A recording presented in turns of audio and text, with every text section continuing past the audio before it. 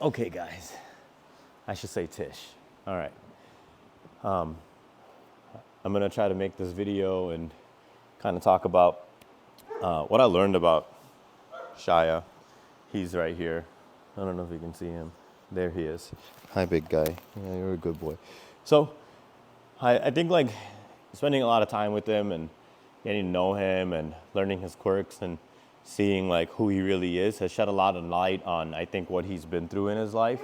And like so I kind of want to take a minute to unpack some of that stuff. And overall, I think this is a lovely dog, right? He is like an awesome dog. I don't have any like weird fears or anything like that about him being like a killer dog or anything of that sort, right? He he's sweet. He shows me he can think, even in those moments when he gets a little bit compromised or whatever.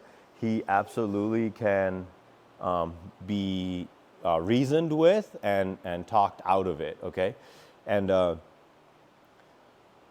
something that I'm noticing that is coming up is as we start going away from just cookies for everything and we start putting in like now the cookie will come once you've waited 5 minutes, and not just get on there, right? So we start adding a little bit of structure to the whole program.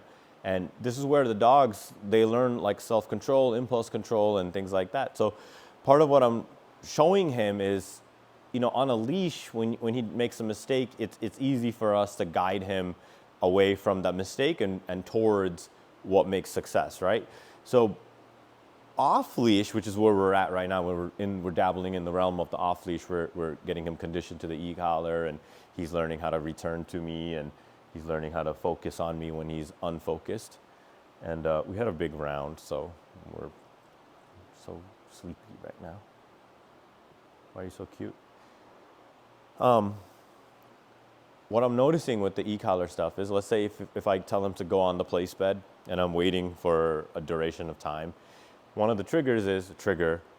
It's like a cuddle trigger, but when I sit on the couch, he'll be like, oh yeah, it's time to get on the couch and cuddle. And he can't understand why he should still wait on the place bed and why he can't just come over here. Well, in this one place, in this one room, this to him, it doesn't make sense. But in real world, what I'm gonna need him to do is no matter what triggers he experiences, he still must remain in obedience. He must remain where I've asked him to remain, right? So when he makes that mistake of hopping off, the correct process is making sure you give him feedback for his violation or what he just did incorrectly. So he's supposed to stay, he hops off the place bed, and immediately we follow up with the verbal, buddy, you're doing the wrong thing. We kind of say, and we ask them to go back to place.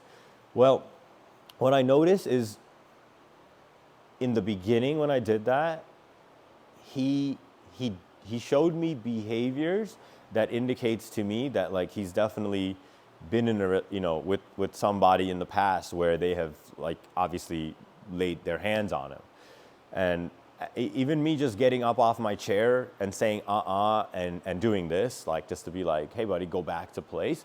He like ducked down and he looked very submissive, and I immediately was like, whoa buddy, like no one's coming to hit you, no one's coming to hurt you at all. And we spent a lot of time I spent a lot of time just reassuring him everything is okay, and as we work through that, I'm realizing like,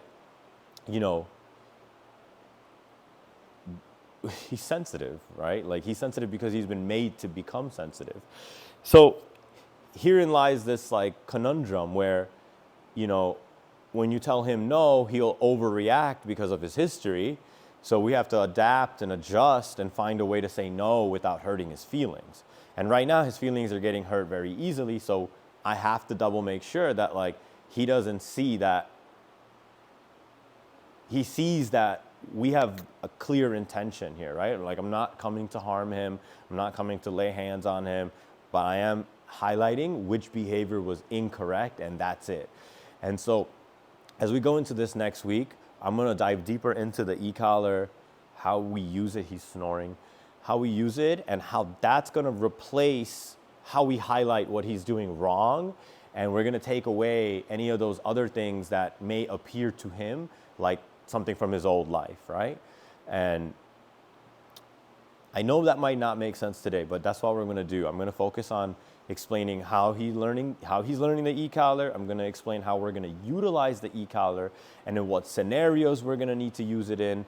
And that way you understand that, okay, even if he's in your backyard or front yard and he's hollering at those dogs, we're going to have to figure out a way to get his mind off of those things and then redirect him onto something productive.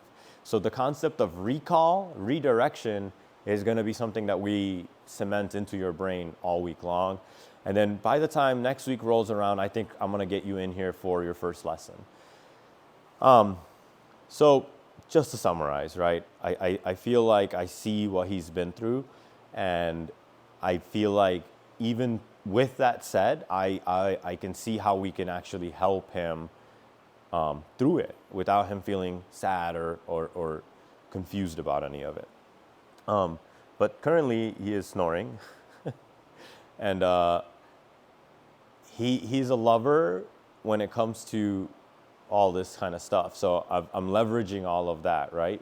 Even kind of more than cookies. Cookies are good, or hot dogs, I should say. That's good. That's what we're using, like little treats, you know. But simultaneously, I think the petting and loving on him the right way is a better way to show him that he's not in trouble. And I'm going to show you how to use pets and love in the right way to help him come out of any of that negative stuff that might still be there. And the e-collar is going to help us become, the e-collar substitutes us telling him no or other things or having to physically correct him, right? So in the way he's learning it is a positive way. So I'm going to explain how that works as well. We'll get into it this week. So once you watch this video, please give me some feedback and let me know if you're confused or if you have any questions or anything like that. I know I'm not showing off any training, and I think like Autumn's doing a good job of showing you that, but I wanted to go on to the next chapter. The next chapter is going to be diving into this stuff. So I will show you more training stuff this week with the e-collar and how that all relates. But if you are having questions, if you have any thoughts, I would love to hear from you. Either call me directly or just send me a message. Otherwise, we'll talk to you soon. Thanks, guys. Thank you.